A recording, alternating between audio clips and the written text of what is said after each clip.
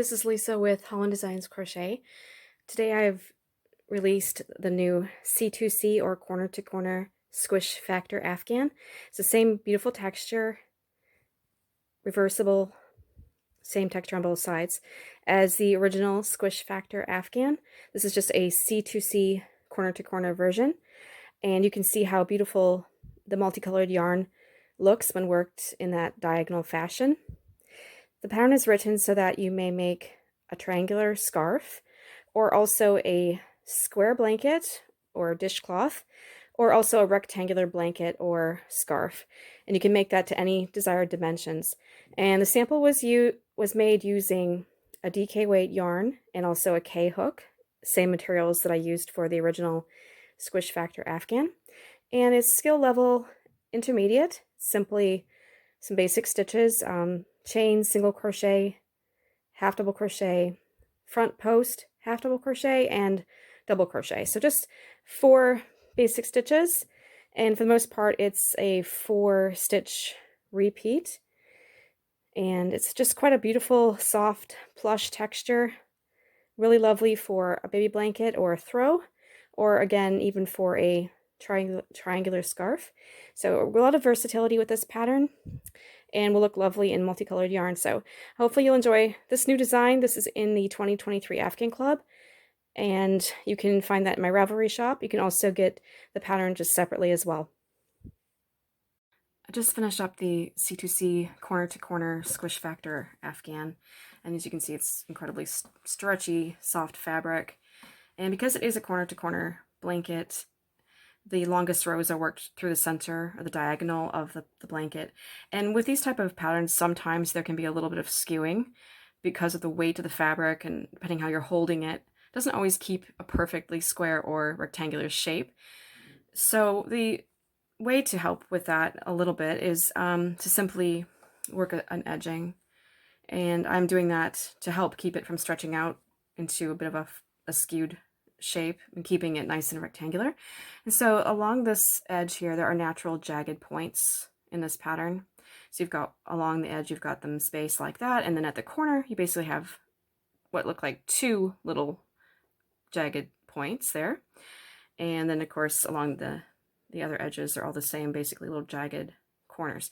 And so what I'm doing is I'm working 3 single crochets in the edge, in the top of each of those jagged points along the edge,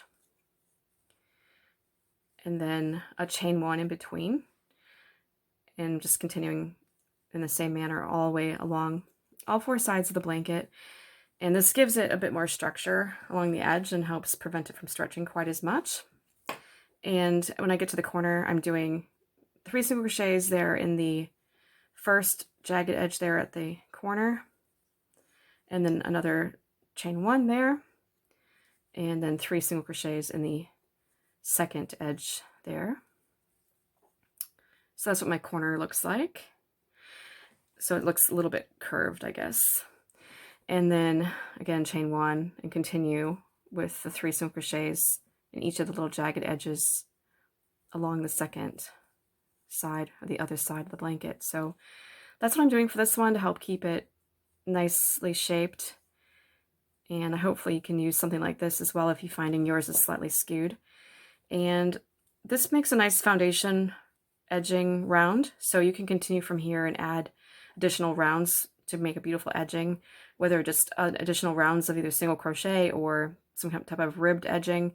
You could also go from here and work the short row knit look ribbed edging, which I use on quite a few of my blankets. So if you have some of my other patterns, or you have the 2023 Afghan Club, you'll already have instructions for how to do the short row ribbed edging, which is worked with half double slip stitch and back loops only. So that would be really pretty too. And this is just a great way to help it keep its shape. You can see how it adds a little bit of an extra structure there at the edge and prevents it from stretching quite as much. So hopefully this is helpful for you, and you can see how I've done that, and it's really looking quite pretty as well. I decided to work a second round for my edging to finish off, and just doing a really pretty shell stitch.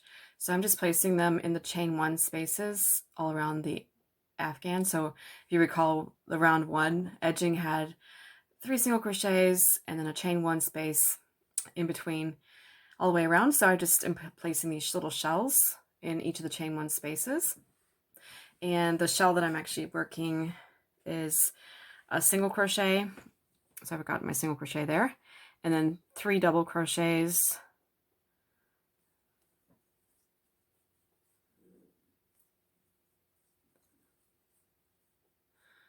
and then again a single crochet. So there's 5 stitches for the shell, and just doing that in each of the chain one spaces around. Single crochet, 3 double crochets,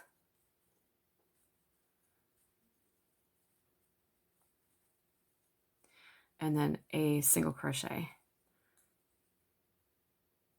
So it makes a really pretty little shell stitch and really gives a lovely finished edge. And I'm really pleased with that. So you can do something like that yourself for your blanket, or again, ribbing or whatever edging you like.